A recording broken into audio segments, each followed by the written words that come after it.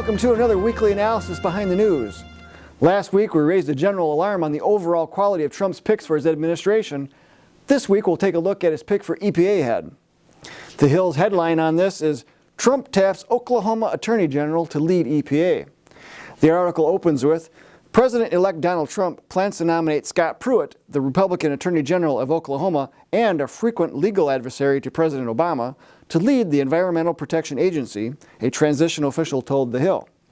If confirmed by the Senate to oversee the 15,000-employee agency, Pruitt would take the lead on dismantling the EPA regulations that Trump targeted throughout his campaign as job killers that restrict economic growth. Well, my goodness, it appears he may have hit a home run on this one.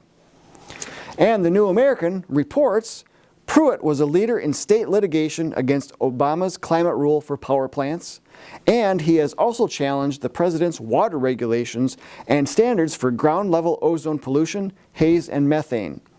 Trump intends to repeal the Clean Water Rule and generally roll back rules on fossil fuel production, stating that he will place a moratorium on new regulations by requiring 2 rules be repealed for every new rule created by the EPA. Of course, Pruitt still faces the scrutiny of the U.S. Senate since they have to confirm him. And with so many moderate Republicans, Mr. Pruitt may have a hard time. However, he appears to be focused on making a difference in Washington by using government to undo something instead of doing something. As we state in our Overview of America DVD, America was made great not by what government did, but rather by what government was prevented from doing by the Constitution. And recall that the closer proximity government is to its citizenry, the more accountable it is, or at least should be. So, by definition, the federal government is much less accountable than, say, your city council or town board, and you have much less of an opportunity to change it.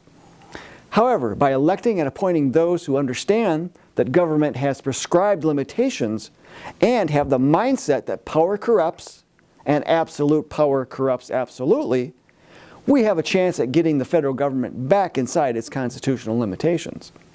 And with that, the unconstitutional floodwaters unleashed by the federal government in your business, your family, and your liberty will slowly recede.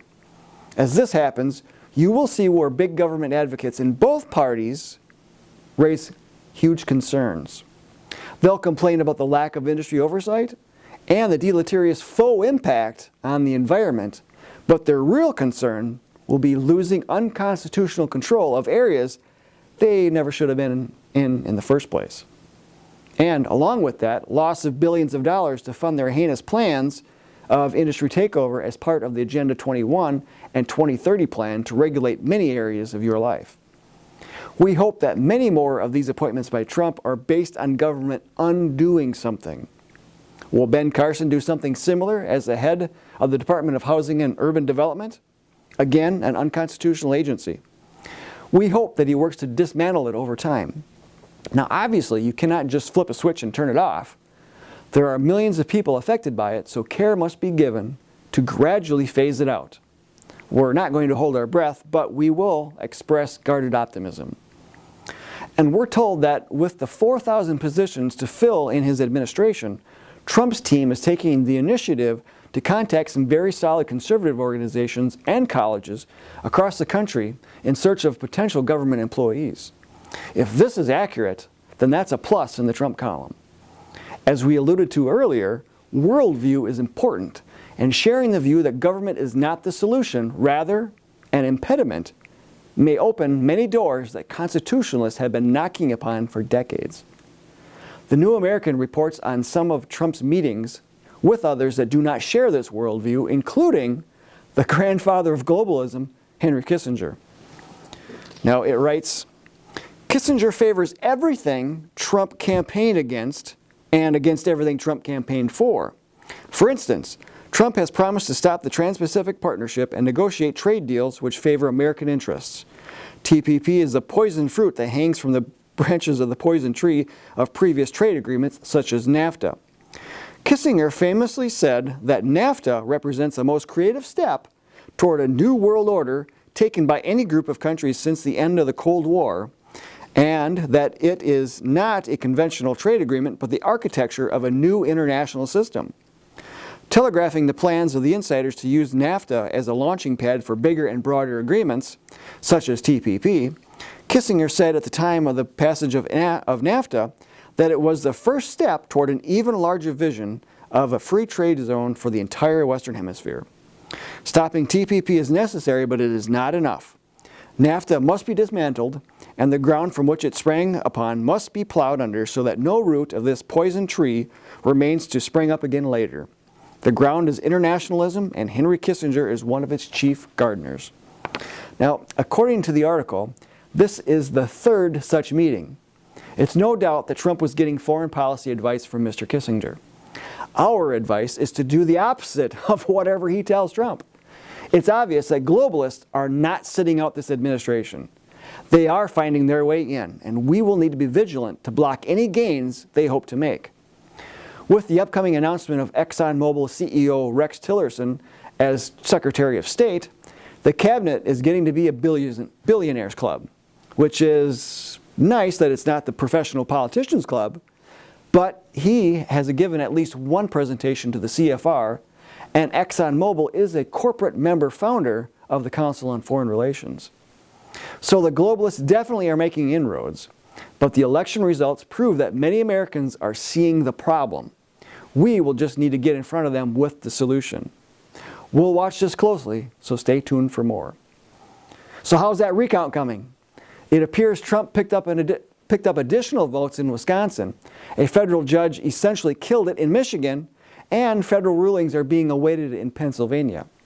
According to the Detroit News, 1/3 of precincts in Wayne County could be disqualified from an unprecedented statewide recount of presidential election results because of problems with ballots. Now, Michigan's largest county voted overwhelmingly for Democratic candidate Hillary Clinton, but officials couldn't reconcile vote totals for 610 of their nearly 1,700 precincts during a county-wide canvass of vote results late last month.